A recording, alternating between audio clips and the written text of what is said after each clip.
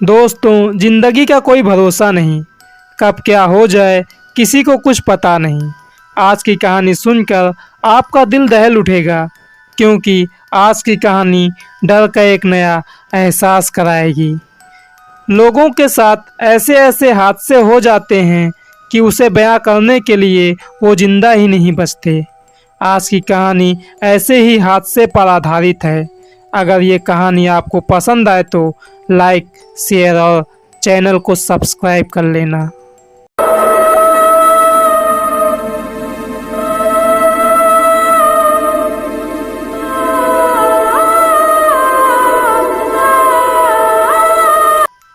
ये कहानी विशाल की है, जो बिहार राज्य का रहने वाला था। ये अपने घर का बड़ा बेटा था। इसके घर की परिस्थिति कुछ अच्छी नहीं थी, इसलिए इसे एक नौकरी की तलाश थी।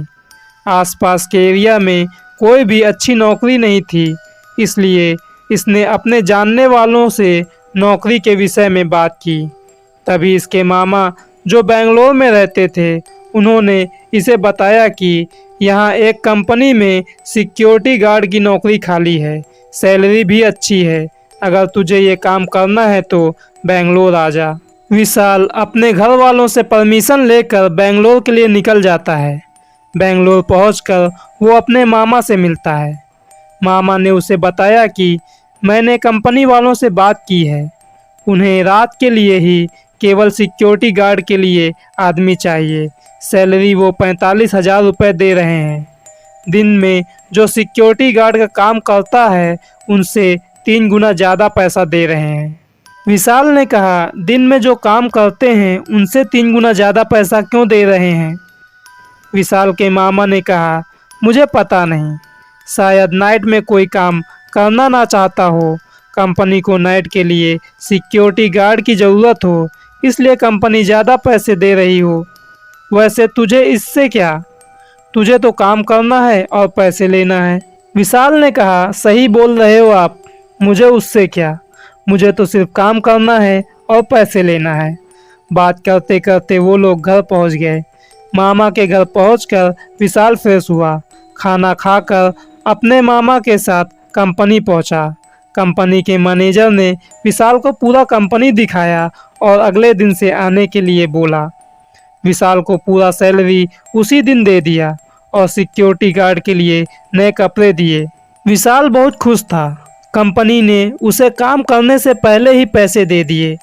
अगले दिन रात 9 बजे विशाल तैयार होकर कंपनी आ गया। मैनेजर ने कहा, विशाल, गेट को अंदर से लॉक करके गेट के पास सिक्योरिटी रूम में ही रहना, बस बीच बीच में कंपनी के चक्कर मारते रहना। विशाल ने कहा, ठीक है सर। विशाल ने अंदर से गेट को लॉक किया और सिक्योरिटी रूम में बैठ गया। कुछ देर बाद विशाल कंपनी का एक चक्कर लगाकर वापस सिक्योरिटी रूम में बैठ गया। करीब रात 1 बजे जोर जोर से कंपनी से आवाज़ आने लगी। सारे मशीन अपने आप चलने लगे। विशाल पूरा कंपनी का चक्कर लगाया, कोई नहीं था। विशाल ने सभी मशीनों को बंद किया और सिक्योरिटी रूम में वापस आ गया। वो मशीन अपने आप फिर से चालू हो गई।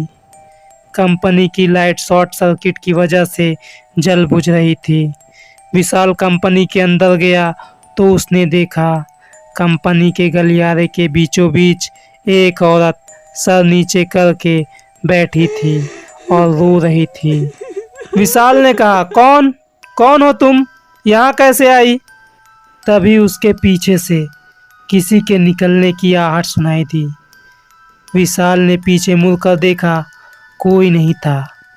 विशाल अब उस औरत की तरफ पलटा तो उस गलियारे में वो औरत भी नहीं थी।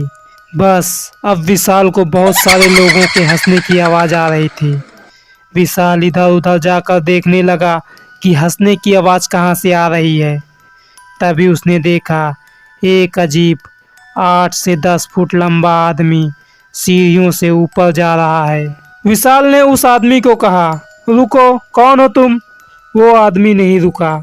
विशाल भी उस आदमी के पीछे तेजी से ऊपर चढ़ा।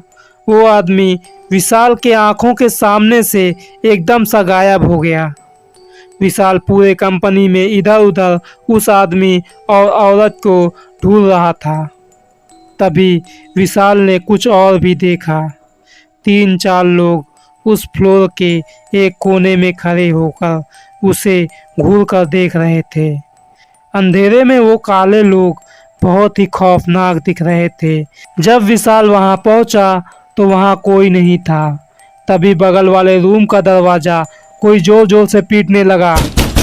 एक लड़की चिल्ला रही थी, दरवाजा खोलो, दरवाजा खोलो। जब विशाल ने दरवाजा खोला तो कोई नहीं था। तभी उसने अपने पीछे एक जली हुई औरत को देखा। वो बहुत ही खौफनाक और डरावनी दिख रही थी। अगले दिन विशाल की लाश उस कंपनी के गेट के पास मिली। पुलिस ने छानबीन किया तो विशाल के पॉकेट में एक लेटर मिला जिसमें ये सारी घटनाएं लिखी थी। पोस्टमार्टम में पता चला कि दम घुटने की वजह से उसकी मौत हुई है। उस कंपनी को कुछ दिन के लिए बंद कर दिया गया। पुलिस ने विशाल के घर वालों को विशाल की डेड बॉडी सौंप दी। कंपनी ने हर्जाने के तौर पर विशाल के घर वालों को 5 लाख रुपए दिए। विशाल का दम कैसे घुटा, उसने ये लेटर कब लिखा, उस जली हुई औरत के दिखने के बाद उसके साथ क्या हुआ, इन सभी प्रश्नों का जवाब किसी के पास नहीं है। उस कंपनी में 10 साल पहले आग लग गई थी, जिस हादसे में 7 आदमी और 3 औरत की मौत हो गई थी। कहा जाता है कि तभी से उस कंपनी में पैरानॉर्मल एक्टिविटीज़ देखने को मिली है।